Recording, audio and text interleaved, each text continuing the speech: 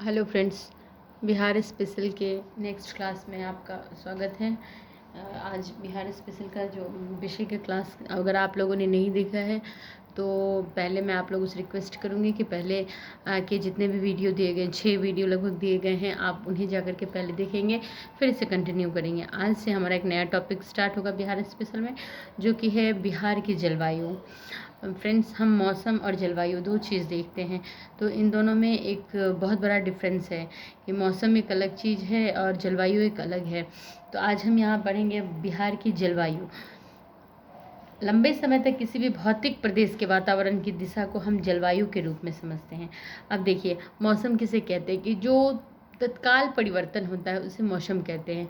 लेकिन वहीं पे अगर एक वातावरण, एक मौसम जो है, जो एक लंबे समय के बाद जो परिवर्तन होता है उस एरिया में, उसे जलवायु कहते हैं। और ये निश्चित अवधि के लिए होता है ये जलवायु। कर्क रेखा बिहार के दक्षिण से होकर गुजरती है, जिसका असर बिहार के जलवायु पर सर्वाधिक पड़ता है।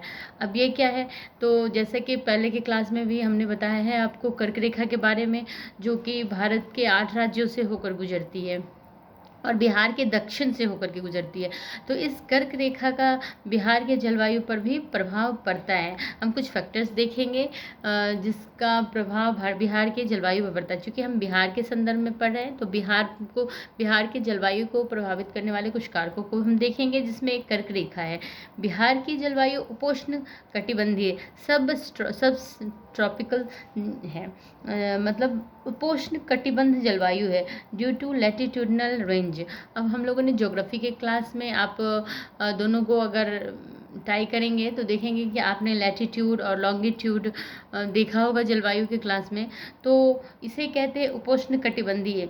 इसके कारण भी बिहार की जलवायु कहीं ना कहीं प्रभावित होती है। तो बिहार की जलवायु को प्रभावित करने वाले कुछ कारक हैं, जिसमें से सबसे पहला है अक्षांशीय विस्तार, दूसरा बंगाल की खाड़ी, तीसरा दक्षिण पश्चिम मानसून, चौथा हिमालय की स्थिति। अब ये कुछ फैक्टर्स हैं जो कि बिहार की जलवायु को प्रभावित करती है। इसको हम जो एक्सप्लेन है वो आगे करेंगे। तो अगर पॉइंट वाइज कहें तो सबसे पहला पॉइंट है अक्षांशीय विस्तार, दूसरा बंगाल की खाड़ी, तीसरा दक्षिण पश्चिम मानसून और चौथा हिमालय की स्थिति। कोपेन के वर्गीकरण के अनुसार बिहार के जलवायु को शीलॉक की श्रेणी में रखा गया है, CWG की श्रेणी में रखा गया है। अब फ्रेंड्स, ये CWG क्या है, तो इसे हम डायरेक्ट याद कर लेंगे CWG, क्योंकि इसे एक्सप्लेन हम ज्योग्राफी के क्लास में करेंगे। एक बहुत ही लंबा टॉपिक है, लेकिन बिहार के जो ये 1 लाइनर एग्जाम वाले, MCQ वाले जो एग्ज़ाम होते हैं, इसमें इतना डिटेल जानना ज़रूरी नहीं है।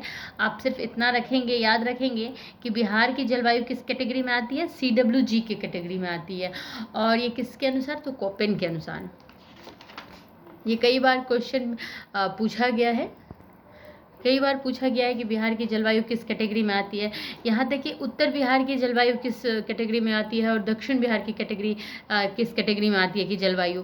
तो ये भी हम यहाँ पे मेंशन करेंगे कि कोपेन के अनुसार अगर पूरे बिहार की बात हो, सीधा सीधा क्वेश्चन पूछा जाए कि बिहार की जलवायु किस कैटेगरी में आती है, तो हम कहेंगे CWG की कैटेगरी में।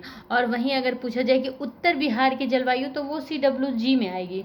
और वहीं अगर दक्षिण बिहार की जलवायु के बारे में पूछा जाए तो वो AW के कैटेगरी में आएगी। एक बार फ्रेंड्स फिर से बताएंगे कि अगर सीधे पूछा जाए कि बिहार की जलवायु किस कैटेगरी में आएगी, तो CWG की कैटेगरी में आएगी।